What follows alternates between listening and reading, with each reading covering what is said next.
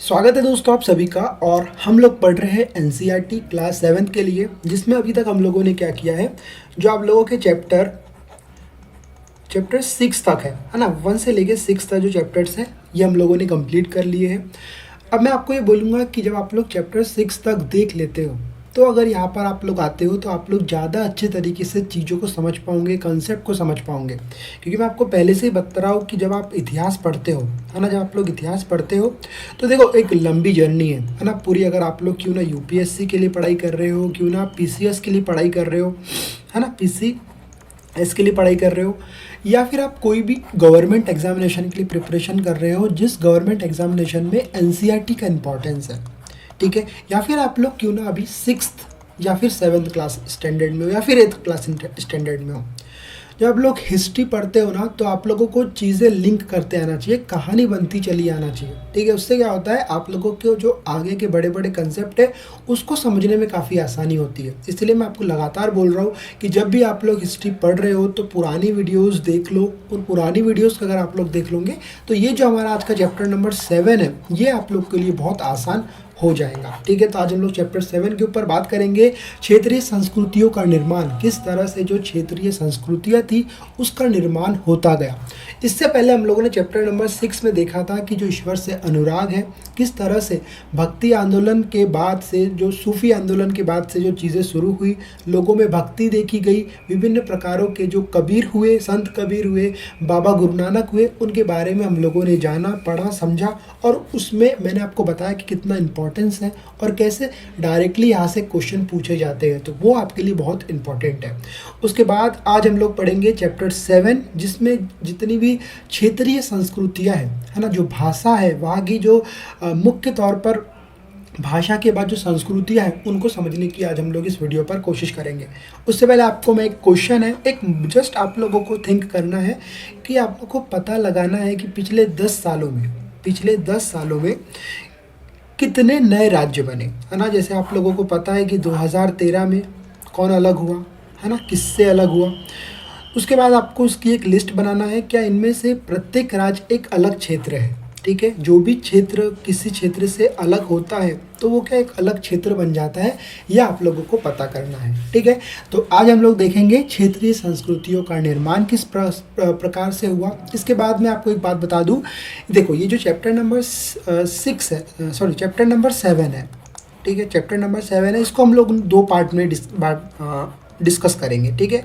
Part 1 में हम लोग देखेंगे इसके आधे पार्ट को, एंड देन हम लोग पार्ट 2 में देखेंगे इसके बाकी के, मतलब जो बंगाल के ऊपर हम लोग जब बात करेंगे उसके ऊपर हम लोग बात करेंगे। तो जो पार्ट 1 है, जो हमारा आज का वीडियो है, उसमें हम लोग जो मुख्य तौर पर जो टॉपिक डिस्कस करने वाले हैं वो टॉपिक होंगे हमारे चेर और मलयालम भाषा का विकास। उसके बाद हम देखेंगे शासक और धार्मिक परंपराएं। उसके बाद हम लोग राजपूत और सूरवीरता की परंपराएं, जो कि आप लोग देखेंगे मुख्य तौर पर राजस्थान में शुरू हुई। उसके बाद हम लोग क्षेत्रीय सीमांतों से परे देखेंगे, एंड देन हम लोग संरक्षणों के लिए चित्रकला, लघु चित्रों की जो परंपराएं थी जो मिली है उसके ऊपर हम लोग बात करेंगे।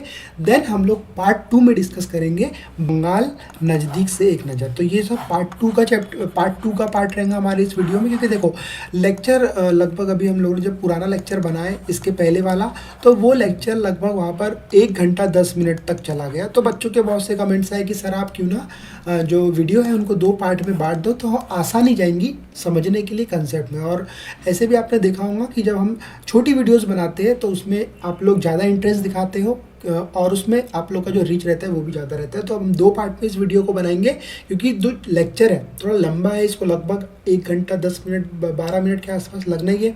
तो इससे जब हम लोग 2 वीडियो बनाएंगे 30-30 मिनट की, ठीक है। तो अब हम लोग शुरू करते हैं हमारा टॉपिक।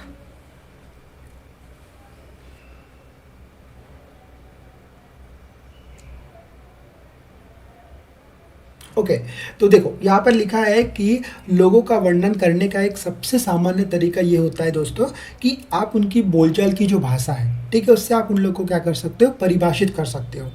यानी कि अगर मैं बोलूँ कि कोई व्यक्ति तमिल या उड़िया कहता है, मतलब आप लोग समझ सकते हो कि आमतौर पे इसका अर्थ क्या होता है कि वे एक तो तमिल में रहता है या फिर उड़िया में रहता है, उड़ीसा में रहता है या उड़ीसा बोलता है। तो आपको एक मुख्य तौर पर क्या समझ में आती है कि वो उड़ीसा भाषा बोलता है ना, या फिर तमिल भाषा बोलता है और तमिलनाडु या उड़ीसा में रहता है। इससे आप लोग समझ लेते हो। एग्जाम्पल के तौर पर अगर मैं बोलूँ कि मैं महाराष्ट्र में रहता हूँ, है ना, महाराष्ट्र में अगर मैं रहता हूँ, तो आप लोग इससे एक अनुमान क्या लगाओगे कि ये मराठी भाषा बोलता होगा, है ना।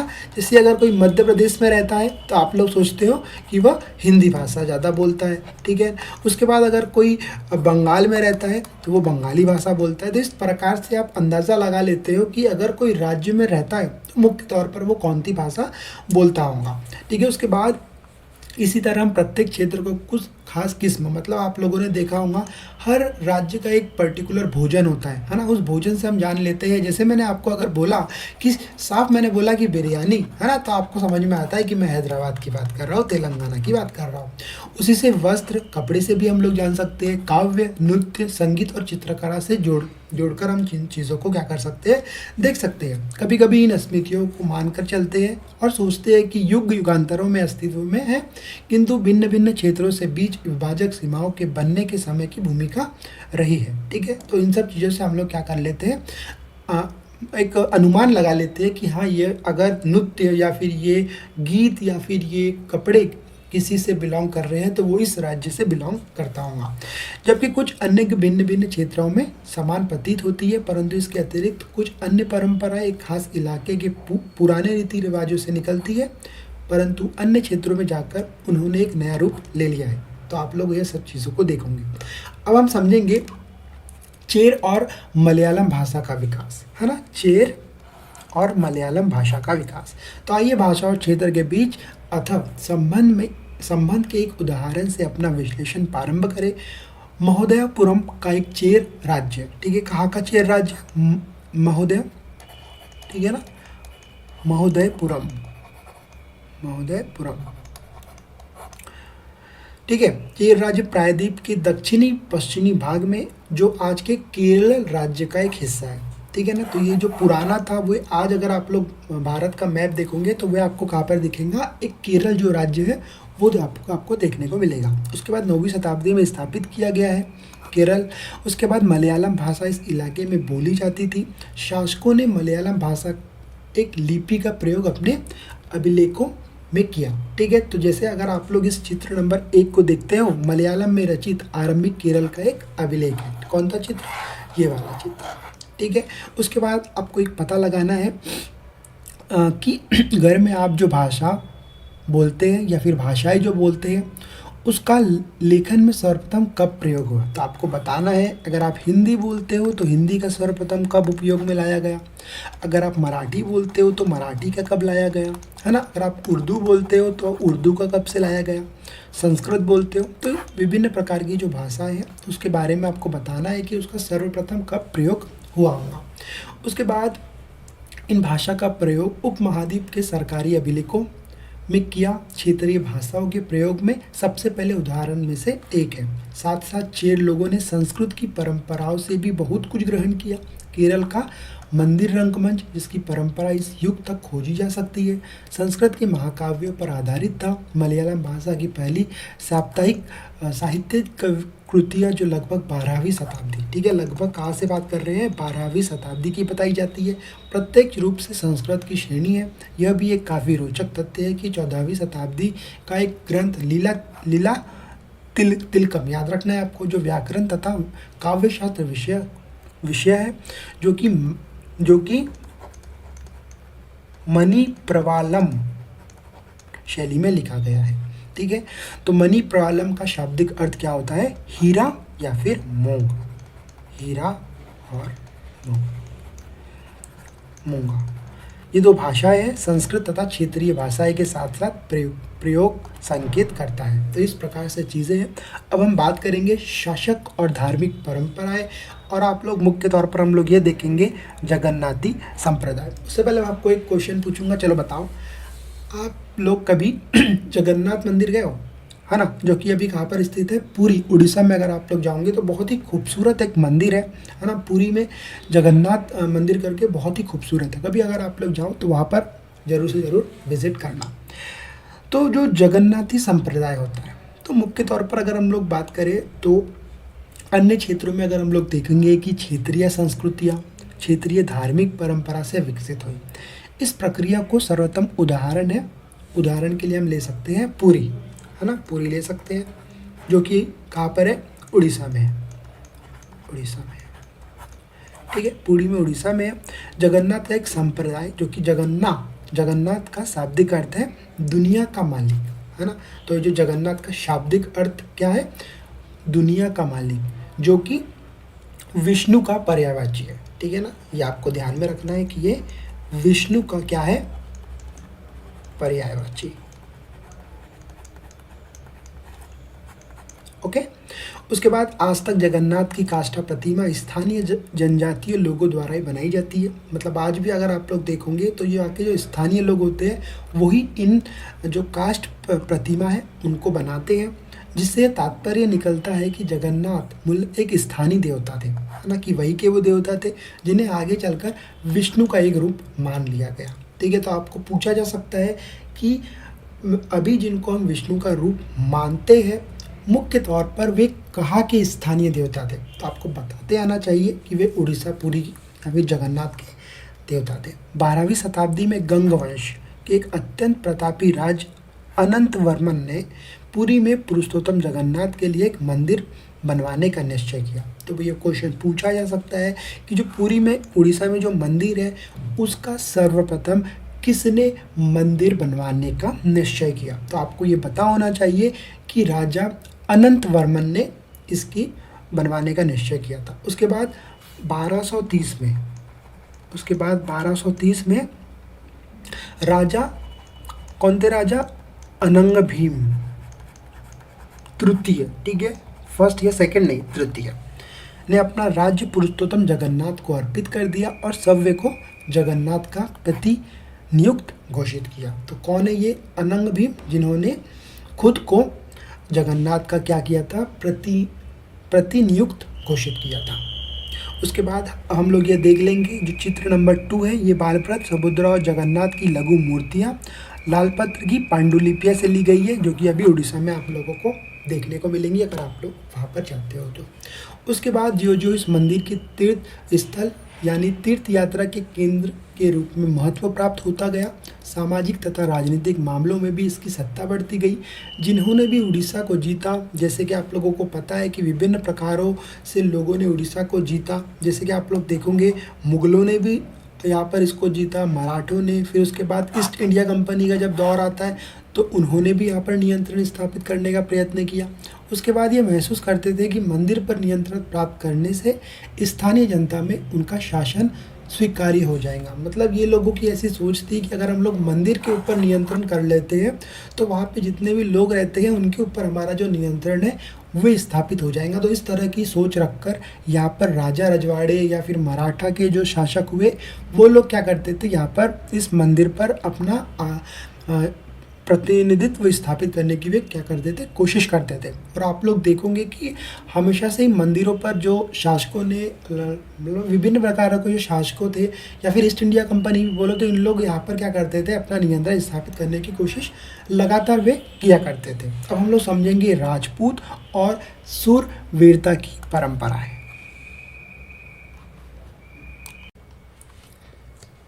ओके, तो हम बात करेंगे मुख्य तौर पर राजस्थान के ऊपर। तो आप लोगों ने देखा होगा कि जो राजपूताना है ना, तो मुख्य तौर पर अगर हम लोग बात करें तो 19वीं शताब्दी में जो ब्रिटिश लोग थे तो उस क्षेत्र को जहाँ पर अधिकांश जो अभी अगर हम लोग देखें तो राजस्थान का एरिया है ना, अभी देखिए अगर हम लोग तो राजस्थान का एरिया है, तो उन लोगों को ऐसा लगता था कि जो मुख्य तौर पर जहाँ पर ज़्यादा राजस्थान का जो एरिया है जहाँ पर ज़्यादा राजपूत लोग रहते हैं उस क्षेत्र को उन लोग क्या कहते थे, राजपूताना कहते थे। मतलब इसका मतलब ये है कि इससे समझा जा सकता है कि वह एक ऐसा प्रदेश है जहाँ केवल अथवा प्रमुख रूप से राजपूत ही रिहा करते होंगे। लेकिन ये सच नहीं है, केवल एक राज्य में पूरे राजपूतों का रहना ये कोई बहुत मतलब इसको हम लोग आंशिक रूप से सत्य नहीं है ये कह सकते हैं। ठीक है, आज भी अगर हम लोग जाएंगे तो विभिन्न प्रकारों के लोग रहते हैं, है ना। उसके बाद जो उत्तरी तथा मध्यवर्ती भारत में अनेक क्षेत्रों में अपने आपको राजपूत कहते हैं। मतलब राजस्थान के अलावा भी ऐसे कई क्षेत्र है जहाँ के लोग आज भी दावा करते हैं, और सच में है कि वहाँ पर राजपूत लोग रहते हैं। और राजस्थान में तो ज़्यादातर रहते ही है, लेकिन राजस्थान में पूरे राजपूत रहते हैं ऐसा कहना, हाँ, थोड़ा सा आंशिक रूप से ये सत्य नहीं है, ठीक है।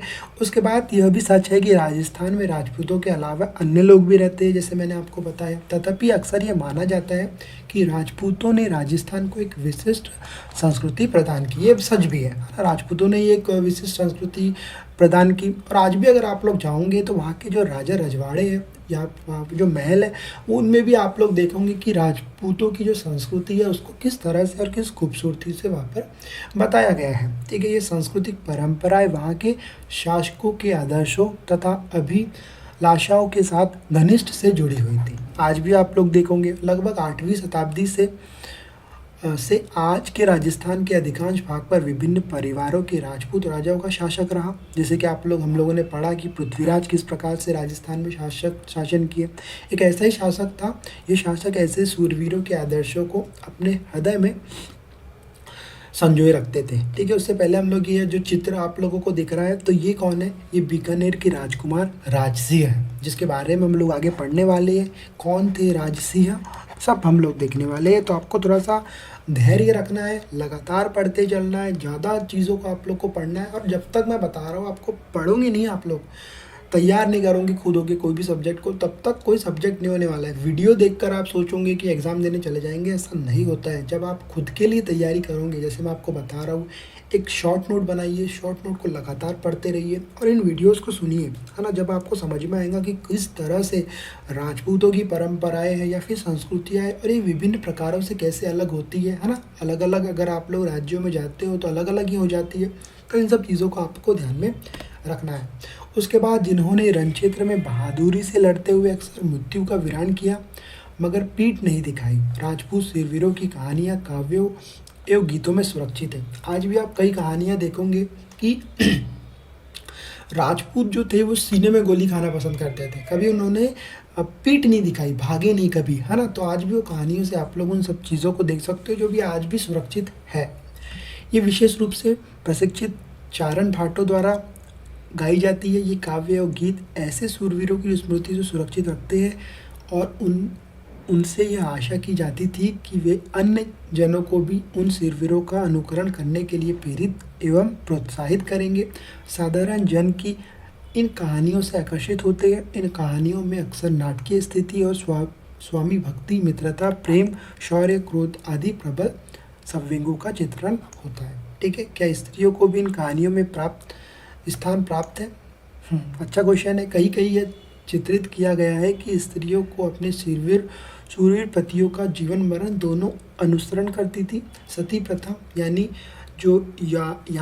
विधवाएं हैं, ठीक है, द्वारा अपने मृतक पतियों की चिंता पर जिंदा जल जाने की प्रथा का भी कुछ कहानियों में उल्लेख पाया जाता है। तो विभिन्न प्रकार की है कि लोगों को, मतलब जो महिलाएं होती थी उनको जिंदा जलाने की जो प्रथा है उसके बारे में भी आपको ऐसी जो कहानियां हैं या जो ऐसी काव्य है उसमें आप लोगों को ये सब चीज़ें देखने को मिलेंगी। इस प्रकार जो लोग शूरवीरता के आदर्शों का पालन करते थे उन्हें अक्सर इस आदर्शों के लिए अपने जीवन का बलिदान भी करना होता था। तो अगर हम लोग मानचित्र 1 में देखें तो वह क्षेत्र है जिनका हम अध्याय में चर्चा की गई है, ठीक है। तो आप लोग देख सकते हो किस प्रकार से हम लोगों ने देखा केरल, तो ये यहाँ पर आपको पता है केरल है। ये बहुत ही साधारण चीज़ें, आप लोग एनसीईआरटी अभी पढ़ रहे हो तो आपके मन में क्या होना चाहिए, जो भारत का मैप है ये आपको होना चाहिए, ठीक है। जिससे क्या होगा, आप लोगों को समझने में आसानी होगी। तो यहाँ पर क्या है, केरल है, ठीक है। पश्चिम बंगाल यहाँ पर है, जिसके बारे में हम लोग आगे बात करेंगे पार्ट 2 में, है ना। उसके बाद उड़ीसा हम लोगों ने बात किया, जगन्नाथ, ठीक है, ये पूरी है, यहाँ पर वो स्थित है मंदिर। उसके बाद हम लोगों ने राजस्थान में देखा बीकानेर, ठीक है, जो कि जय सिंह थे, है ना। उसके बाद राजस्थान में जोधपुर, मेवाड़, चित्तौड़गढ़, जयपुर, अजमेर, इनके बारे में भी हम लोग आगे पढ़ेंगे, ठीक है। उसके बाद अब हम आगे चलते हैं, है ना। तो आगे हम लोग देखेंगे कि जो क्षेत्रीय सीमांतों से पृथक परे कृतक कृत्य की कहानियों के बारे में हम लोग बात करेंगे। ओके, आगे जाने से पहले हम ये देख लेते हैं कि एक क्वेश्चन है, आपको पता लगाना है कि क्या आपके नगर, गांव, शूरवीरों, वीरांगनाओं की परंपरा क्या रही है। यदि हाँ, तो ये परंपराएं राजपूतों के वीरतापूर्ण आदर्शों से कितनी समान या फिर भिन्न है, ये आपको पता लगाना है। अब हम बात करेंगे, एक और चित्र दिख रहा है, पहले हम लोग इतना कवर कर लेते हैं, देन हम चित्र के ऊपर जाएंगे। तो यहाँ पर लिखा है, यदि शूरवीरता की परंपराएं भिन्न भिन्न क्षेत्रों में भिन्न भिन्न रूप में मिल सकती है, तो नृत्य के विषय में भी यही सच है। आइए नृत्य के रूप में कथक के इतिहास को देखें। यह नृत्य शैली उत्तर भारत में अनेक भागों से जुड़ी है। कथक शब्द कथा शब्द से निकलता है, जिसका प्रयोग संस्कृत तथा अन्य भाषाओं में कहानियों के लिए किया जाता है। जैसे आप लोगों ने कई बार सुना होगा, जो कथक की जो श्रेणी है वो कहाँ से निकला है, शब्द कथा से निकला हुआ है। ठीक है, उसके बाद अगर हम लोग आगे चले तो कथक मूल रूप से उत्तर भारत के मंदिरों में कथा यानी कहानी सुनाने वालों की एक जाति है। ठीक है, जो कि एक कहानी सुनाते हैं, उनकी एक जाति है। यह कथाकार अपने हाव भाव तथा संगीत से अपने कथावचन को अलंकृत किया करते हैं। अगर हम लोग बात करें तो 15वीं और 16वीं शताब्दी में भक्ति आंदोलन के प्रसार के साथ कथक एक विशिष्ट नृत्य शैली के रूप में धारणा करने लगा। उसके बाद राजा कृष्ण के पौराणिक आख्यान, कहानियाँ लोक नाट्य के रूप में प्रस्तुत किए जाते थे, जिन्हें क्या कहा जाता था, रासलीला कहा जाता था। रासलीला के लोक नृत्य के साथ कथक और कथाकार के मूल हाव भाव से भी जुड़े होते हैं। अगर हम लोग आगे चले तो मुगल बादशाहों को उनके अभिजातों के शासनकाल के कथक नृत्य राज दरबार में प्रस्तुत किया जाता था, जहां इस नृत्य में अपने वर्तमान अभिलक्षण अर्जित किए और वह एक विशिष्ट नृत्य शैली के रूप में भी विकसित हो गई। तो आप लोग देख सकते हो कि एक विशेष प्रकार की जो शैली थी उसका विकसित हुआ और वहां से वे शुरू हुई। तो आज जो भी चीज़ें देखते हो ये बहुत 15वीं और 16वीं शताब्दी की देन है कि लोग वहाँ से उस चीज़ को फॉलो कर रहे हैं, समझ रहे हैं, इसीलिए वो इतनी इम्पोर्टेंस वहाँ पर बन जाती है। अगर हम लोग आगे चले तो आप लोग देखोगे कि जो मुगल बादशाह और उनके अभिजीतों के शासनकाल में हम लोगों ने देखा, उसके बाद आगे चलकर ये दो परंपराएं अर्थात घरानों में फूला फला, राजस्थान जो कि जयपुर के राज दरबारों में, लखनऊ में, और अवध के अंतिम नवाब वाजिद अली, आपको पता होना चाहिए कौन है। अगर अभी तक आप लोगों ने नहीं पढ़े हो तो आप लोग को धीरज रखना है। इन चैनल्स पर लगातार हिस्ट्री के जितनी भी वीडियोस है ना, पूरा मॉडर्न हिस्ट्री हम लोग कवर करने वाले हैं, तो वो सब आप लोगों को यहाँ पर देखने को मिलने वाली है। तो उसके लिए आप लोग को क्या करना है, धीरज रखना है। जितना भी हम लोग पढ़ा रहे हैं कंटिन्यूसली आपको पढ़ना है। अभी अगर आप लोग इस वीडियो को रिसेंटली देख रहे हो तो आप लोगों को पुरानी वीडियोस क्लास 6 एनसीईआरटी कवर हो चुकी है। इसके बाद अभी क्लास 7 पढ़ रहे हैं, लगातार 7th क्लास के बाद 8th क्लास पे जाएंगे, और जब 8th क्लास हम लोग चलाएंगे तो अल्टरनेटली हम लोग क्या चलाने वाले हैं, ज्योग्राफी की एनसीईआरटी को भी चलाने वाले। तो वहाँ पर भी आप लोग को ध्यान में रखना है। ठीक है, तो अंतिम अवध के जो अंतिम नवाब थे वाजिद अली शाह, संरक्षणों में एक प्रमुख कला रूप में उभरा, जो कि अगर हम लोग बात करें 1850 से लेकर 1875, मतलब लगभग 25 साल के दौरान ये नृत्य शैली के रूप में इन क्षेत्रों में ही नहीं बल्कि आज के पंजाब, हरियाणा, जम्मू और कश्मीर तथा बिहार के मध्य प्रदेश से निकटवर्ती इलाकों में भी पक्के तौर पर स्थापित हो गई। ठीक है, इसकी प्रस्तुति में तिलिस तथा दूरदर्शन संचालन, उसमें उसकी कहानियों के ओके, उसके बाद जोड़ दिया जाता है इन चीज़ों के ऊपर। अनेक अन्य सांस्कृतिक गतिविधियों की तरह कथक को भी 19वीं तथा 20वीं शताब्दी, ठीक है, 20वीं शताब्दी में अधिकांश ब्रिटिश प्रशासकों ने नापसंद किया, फिर भी यह जीवित बचा रहा। ठीक है, क्योंकि जब ईस्ट इंडिया कंपनी आती है तो वहाँ पर क्या होता है कि ये जो शैलियाँ है उनको अंग्रेज क्या करते हैं, नापसंद करते हैं।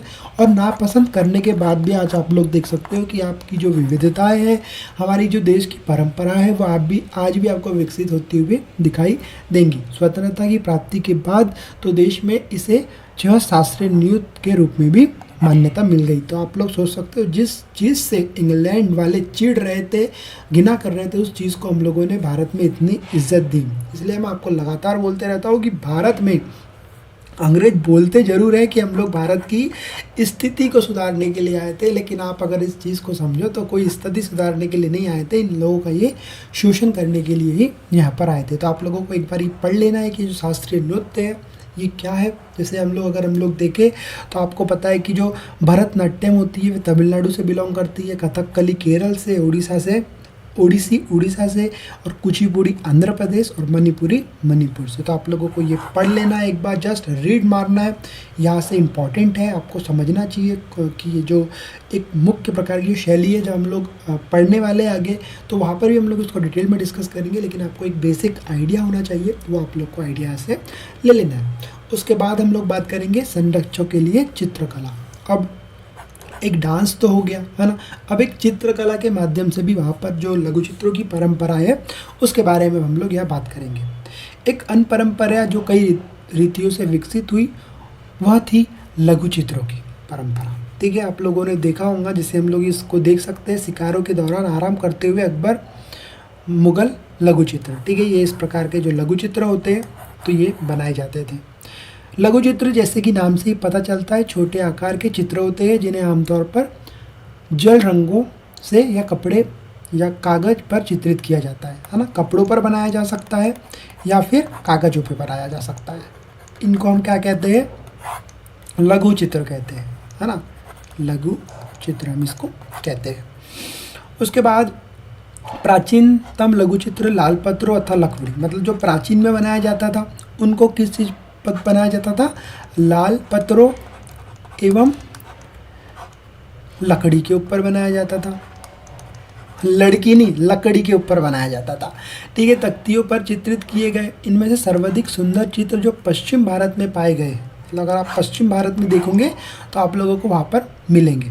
ठीक है, उसके बाद अगर हम लोग आगे चले तो मुगल बादशाह अकबर, जहांगीर, शाहजहाँ के अत्यंत कुशल चित्रकारों को संरक्षण प्रदान किया गया, जो कि प्राथमिक रूप से इतिहास और काव्यों की पांडुलिपियाँ चित्रित करते थे। जैसे मैंने आपको पहले भी बताया हो कि जो कबीर थे, मतलब ये जो शासक थे बड़े बड़े, इन लोगों को बहुत शौक होता था कि इनकी जो लघु चित्र है वे लोग, मतलब उनके लिए पर्टिकुलर नियुक्त किया जाता था कि इनकी लघु चित्र निकालने के लिए समय समय पर लोग रखे जाते थे। उसके बाद ये पांडुलिपियाँ आमतौर पर चटक रंगों से चित्रित की जाती है, मतलब जो चटक रंग, मतलब जो रंग एकदम से आपको दिख जाता है, जैसे कि लाल हो गया, है ना, उसके बाद नीला हो गया, ये चटक रंग के श्रेणी में आते हैं। उसके बाद उनमें दरबार के दृश्य, लड़ाई तथा शिकार के दृश्य को सामाजिक जीवन के अन्य पहलू चित्रित किए जाते थे, मतलब अगर कहीं पर लड़ाई हो रही है तो उसका लघु चित्र बनाया जाता था। उसके बाद दरबार के जो दृश्य थे, है ना, और उन दृश्यों को कभी कभी लघु चित्र के माध्यम से जो गेट होते थे ना, ये गेट समझ लो एक, तो यहाँ पर लगाए जाते थे। आज भी आप लोग देखोगे, आज भी हम लोग घर में ये सब चीज़ों का उपयोग करते हैं, है ना। उसके बाद अगर हम लोग आगे चले, अक्सर उपहार के तौर पर भी इन चित्रों का आदान प्रदान किया जाता था, और ये कुछ गिने चुने लोग जैसे कि बादशाह और उनके घनिष्ठ जनों द्वारा ही देखे जा सकते थे। ठीक है, अगर हम लोग बात करें तो मुगल साम्राज्य के पतन के साथ अनेक चित्रकार मुगल दरबार छोड़कर गए, उभरने वाले क्षेत्रीय राजदों के दरबारों में चले गए। परिणाम स्वरूप मुगल की कलात्मक रुचियों ने दक्षिण की क्षेत्रीय दरबारों और राजस्थान में राजपूती दरबारों को प्रभावित किया, लेकिन इनके साथ ही उन्होंने अपने विशिष्ट विशेषताओं को सुरक्षित रखा और उनका विकास भी किया। मुगल उदाहरण का अनुसरण करते हुए शासकों तथा उनके दरबारों के दृश्य चित्रित किए गए। इनके साथ साथ मेवाड़, जोधपुर, बूंदी, कोटा और किशनगढ़ जैसे केंद्रों पर पौराणिक कथाओं तथा काव्यों के विषयों में चित्रण बराबर जारी रहा। उसके बाद अगर हम लोग आगे चले तो आप लोग 8 नंबर के चित्र को देखते हैं, होली खेलते हुए महाराणा राम सिंह। ठीक है, राम सिंह द्वितीय। ठीक है, राजपूत लघु चित्र कोटा, मतलब राजस्थान का है ये। आप लोग देख सकते हो किस तरीके से होली यहाँ पे खेला जा रहा है। उसके बाद चित्र 9 का अगर हम लोग देखेंगे तो कृष्ण राधा और उसकी सखिया पहाड़ी लघु चित्र में कांगड़ा, है ना। तो ऐसे ही एक अन्य क्षेत्र था आधुनिक हिमाचल प्रदेश में इर्द गिर्द हिमालय की तलहटी का इलाका। 17वीं शताब्दी के बाद वाले वर्षों में इस क्षेत्र में लघु चित्रकला की एक साहसपूर्ण एवं भावपूर्ण शैली का विकसित हो गया, जिसे बसोहली शैली कहा जाता है। तो आपको याद रखना है कि जो बसोहली शैली है वे कहाँ से विकसित हुई और उसका कहाँ पर उपयोग किया जाता है और किसे कहते हैं बसोहली शैली। ठीक है, यहाँ जो सबसे लोकप्रिय पुस्तक चित्रित की गई है वह है भानुगंध की रसमंजरी, जो कि 1739 में नादिर शाह के आक्रमण और दिल्ली विजय के परिणाम स्वरूप मुगल कलाकार मैदानी इलाकों अनिश्चय से बचने के लिए पहाड़ी क्षेत्रों की ओर पलायन किए गए। उन्हें वहां जाते आश्रयता तैयार मिले। उनके फलस्वरूप चित्रकारी की कांगड़ा शैली विकसित हुई, जो कि मैंने आपको बताया कांगड़ा शैली, ठीक है। किस प्रकार की होती थी कांगड़ा शैली? तो इस प्रकार की कुछ हुआ करती थी, है ना, इस प्रकार की। उसके बाद 18वीं शताब्दी, ठीक है, 18वीं शताब्दी के मध्य के भाग में कांगड़ा के कलाकारों ने नई शैली विकसित कर ली, जिसे लघु चित्रकारी कहा जाता है। तो ऐसे क्वेश्चन पूछे जाते हैं, इनमें नई जान डाल दी गई। उनकी प्रेरणा का स्रोत वही वैष्णव परंपराएं थी। ठंडे नीले और हरे रंगों को सहित कोमल रंगों का प्रयोग और विश्व का काव्यात्मक नियत्मक कांगड़ा शैली की विशेषता थी। मतलब किस प्रकार से कलरों का बनाया जाता था और उसी चीज़ से उसकी विशेषताएं मानी जाती है। स्मरण रहे कि साधारण स्त्री पुरुष भी बर्तनों, दीवारों, कपड़ों, फर्श आदि पर अपनी कलाकृतियाँ चित्रित करते थे। कला के नमूनों में से कुछ ही बच पाते थे। इसके विपरीत लघु चित्र राजमहलों में सावधानीपूर्वक रखे जाते थे, जिससे ये सदियों तक सुरक्षित रहे। तो इस प्रकार की जो संस्कृतियाँ, इस प्रकार के जो लघु चित्र है, वे आपको आज भी अगर आप लोग जाते हो ऐतिहासिक जगहों पर तो आपको देखने को मिलेंगे। तो आज हमने कवर किया इसका पार्ट 1। अगले पार्ट में हम लोग देखेंगे बंगाल को, कि बंगाल में किस तरह से जो भाषा का विकास हुआ, वहाँ पर किस तरह से लघु चित्र मिले, या फिर वहाँ पर की जो काव्य है, वहाँ के जो संगीत है, वे किस प्रकार से हमको मिले। तो इस वीडियो में इतना ही। अगर इस वीडियो में आपको कुछ भी कम लगता है तो आप लोग हमको कमेंट में बता सकते हो। आपको कोई डाउट है तो आप लोग डाउट पूछ सकते हो, और आप हमारे टेलीग्राम चैनल से भी ज्वाइन कर सकते हो। और अगर आप लोग को 6th क्लास की NCERT चाहिए तो भी आप लोग इस चैनल के डिस्क्रिप्शन में जाओगे, आपको सारी लिंक मिल जाएंगी। और अभी हम लोग ज्योग्राफी भी स्टार्ट करने वाले हैं, तो वहाँ पर भी आप लोग को ज्योग्राफी पढ़ने को मिलने वाला है। तो नेक्स्ट वीडियो में बंगाल को हम लोग देखेंगे। तो इस वीडियो में इतना ही। नेक्स्ट वीडियो में हम लोग फिर मिलेंगे। जब तक के लिए गुड बाय।